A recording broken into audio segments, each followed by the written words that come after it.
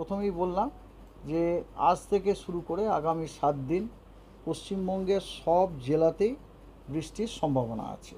ঠিক আছে, দক্ষিণবঙ্গ দিয়ে আমি শুরু করি। দক্ষিণবঙ্গে আজকে দক্ষিণবঙ্গের অনেক জেলাতে আপনার ফেয়ারলি ওয়াইড স্প্রেড রেনফল হওয়ার সম্ভাবনা রয়েছে।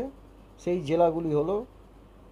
জেলাগুলি হলো আপনার নদিয়া, 2 চব্বিশ পরগনা, হাওড়া, হুগলি, কলকাতা, 2 মেদিনীপুর এবং ঝাড়গ্রাম। এই জেলাগুলিতে ওয়াইড স্প্রেড রেনফল হওয়ার কথা আজকে।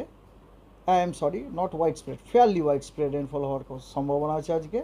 অর্থাৎ ফেয়ারলি ওয়াইড স্প্রেড মানে ওই জেলাগুলির অনেক জায়গাতে, মোর দ্যান 50% এরিয়াতে বৃষ্টির সম্ভাবনা আছে। এবং পশ্চিমবঙ্গের বাকি সমস্ত জেলা ইনক্লুডিং উত্তরবঙ্গতে স্ক্যাটার্ড রেনফল হওয়ার সম্ভাবনা রয়েছে।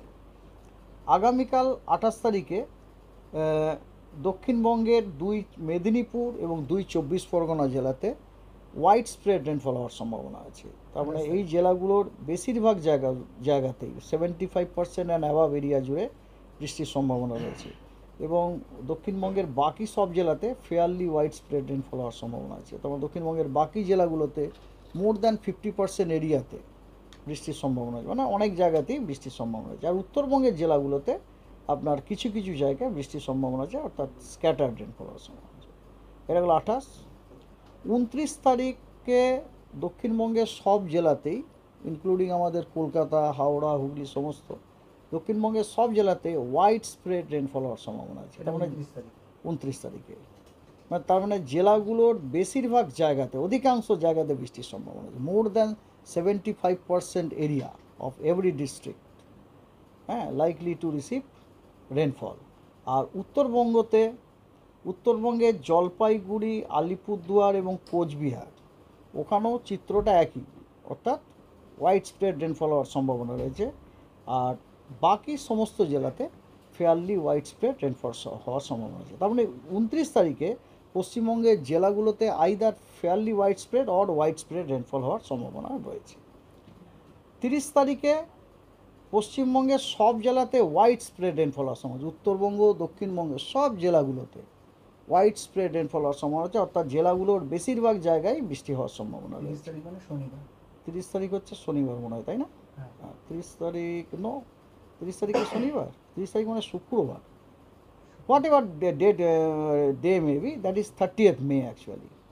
আর 31 তারিখেও একই চিত্র।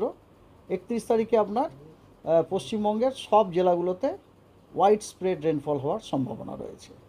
ওকে, 1 তারিখে দক্ষিণবঙ্গের রেনফলটা কমে যাচ্ছে। দক্ষিণবঙ্গের সব জেলাগুলোতে স্ক্যাটার্ড রেনফল হওয়ার সম্ভাবনা আছে, অর্থাৎ জেলাগুলির কিছু কিছু স্থানেই খালি বৃষ্টির সম্ভাবনা আছে।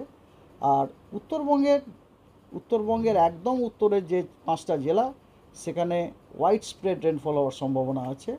আর উত্তরবঙ্গের বাকি জেলাগুলোতে ফেয়ারলি ওয়াইড স্প্রেড রেনফল হওয়ার সম্ভাবনা আছে। এটা হলো 1 তারিখ। আর 2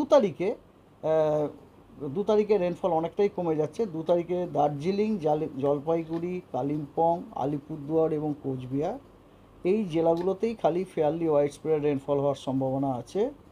এবং বাকি যে সমস্ত জেলা, সেই জেলাগুলোতে আইদার স্ক্যাটার্ড অথবা আইসোলেটেড রেনফল হওয়ার সম্ভাবনা আছে। এবারে আসা যাক আপনার ভারী বৃষ্টি, থান্ডারস্টর্মের